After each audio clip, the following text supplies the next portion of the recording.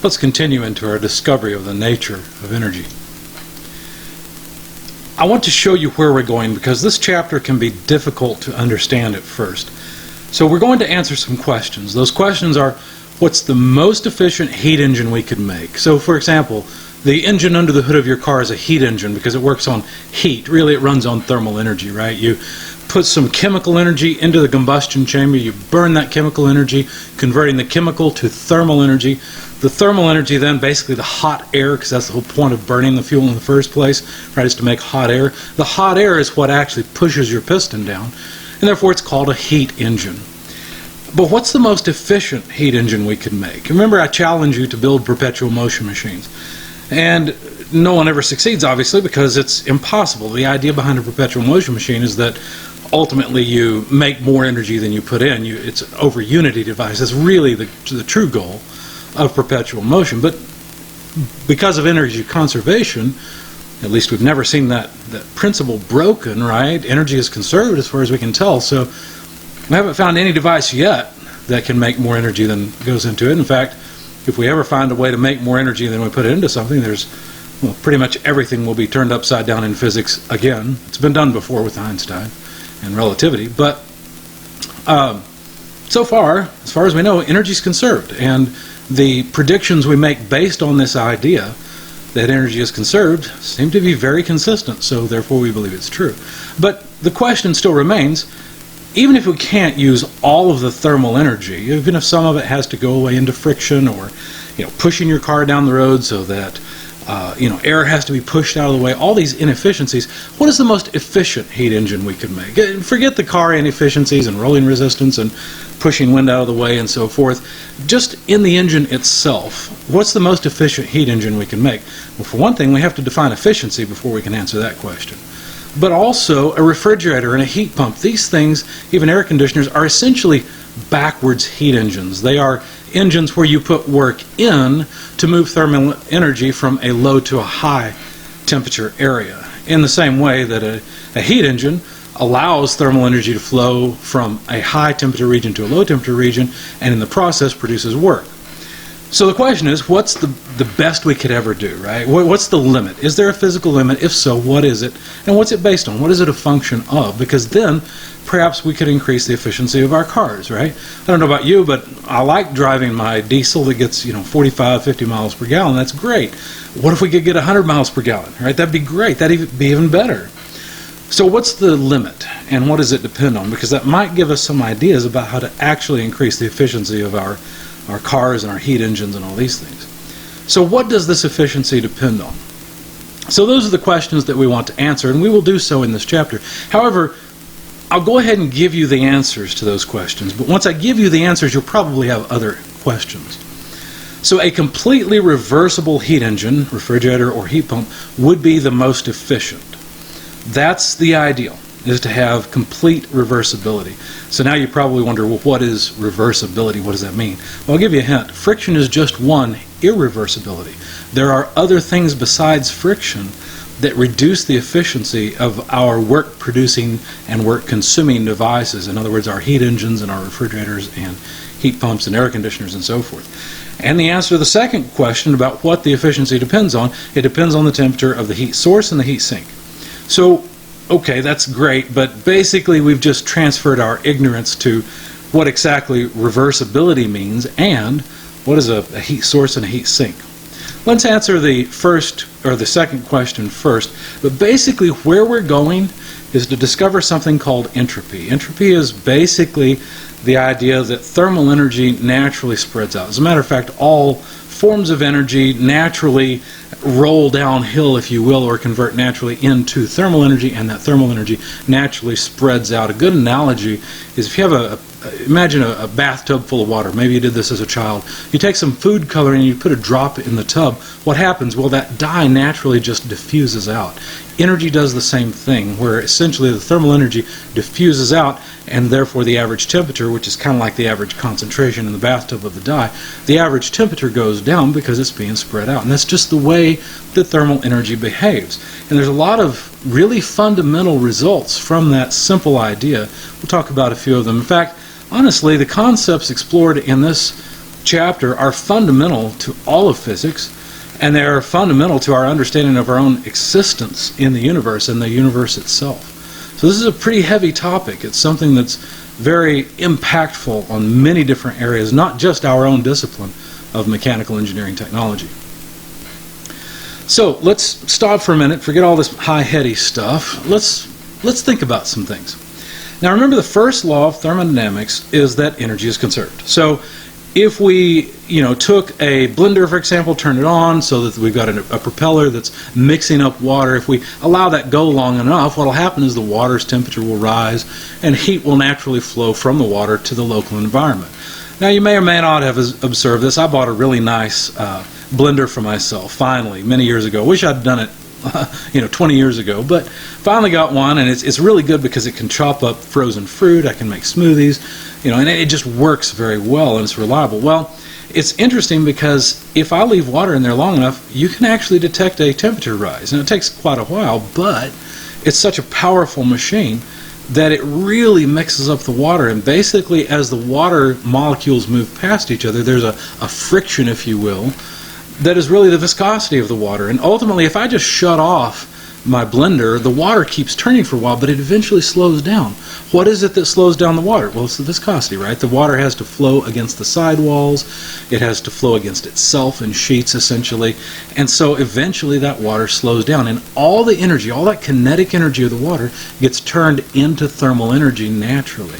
But we're just talking about the first law. So the first law says, as long as the amount of work you put into the water equals the amount of heat that comes out, assuming that the water stays at one constant temperature, then there's nothing wrong with this. This can happen. It can go forward. It's a process that can exist in the real world.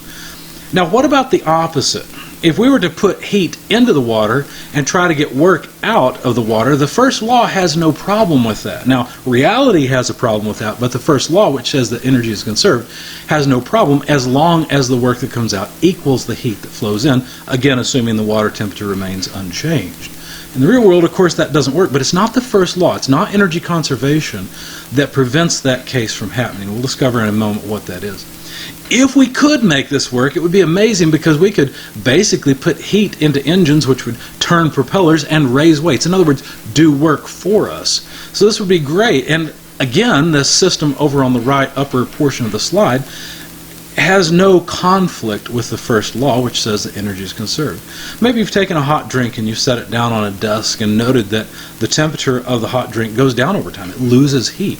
The first law has no problem with that as long as the amount of energy that comes out as heat flows out is no more than the thermal energy lost from the beverage, right? That's fine. There's nothing wrong with it. But note that heat only flows in one direction. It's not the first law that prevents heat from flowing in the other direction, right?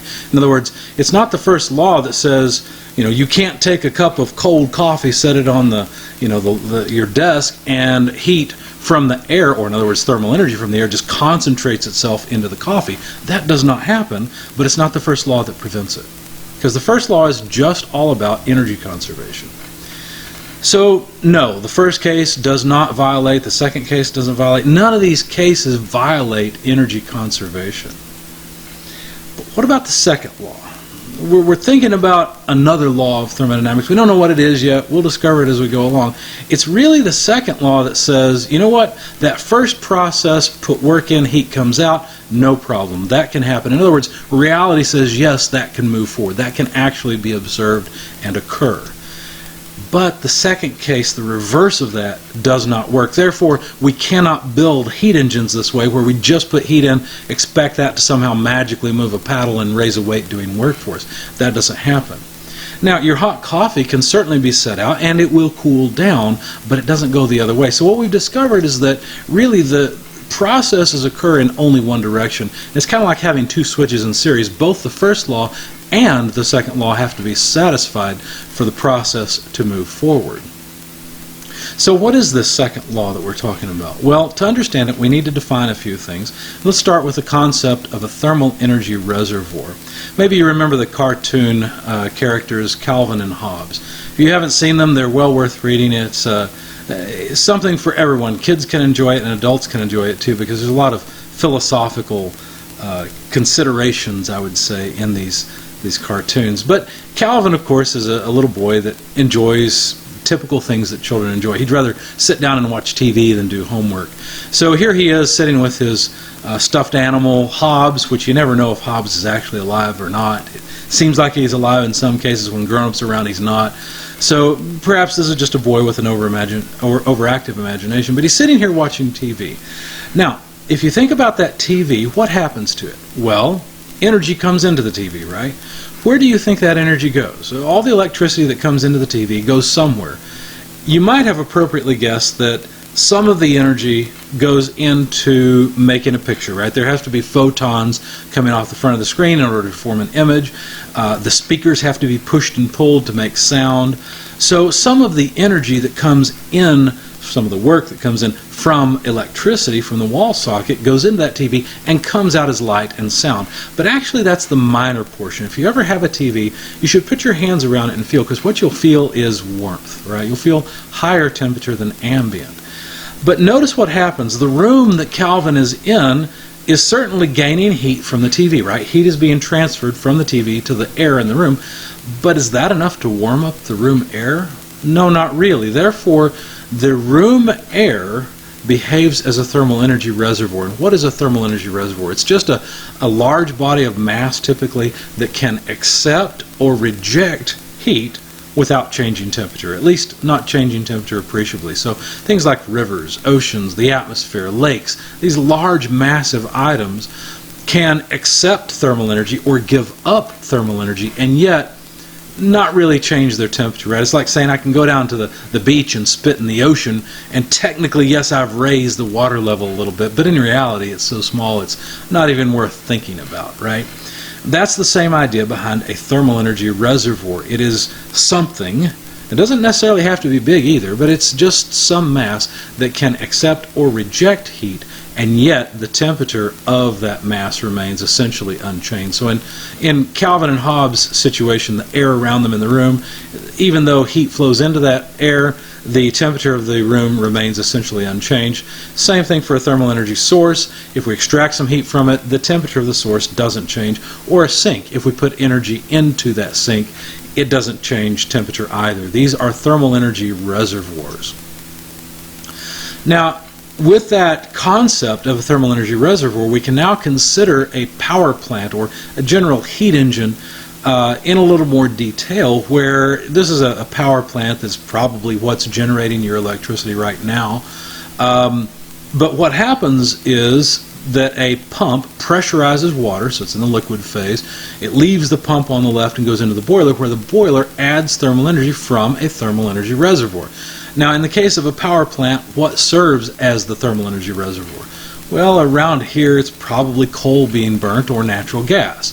So as you extract energy from the combustion gases, the combustion gas temperature doesn't really change in your observation, because fresh hot gases appear after you've extracted energy, and so the temperature of the boiler doesn't really change even though you're extracting energy from it. So the boiler then extracts heat, takes the liquid water, converts it into steam, and then superheated steam at high pressure to then go through the turbine on the right hand side, where that turbine produces a significant amount of work, more work than the pump required on the left hand side. And then the steam coming out of the turbine is actually condensed back into liquid, rejecting heat, because remember, when you have steam in the vapor phase and you condense it down to a liquid, you have to remove energy from it to do that.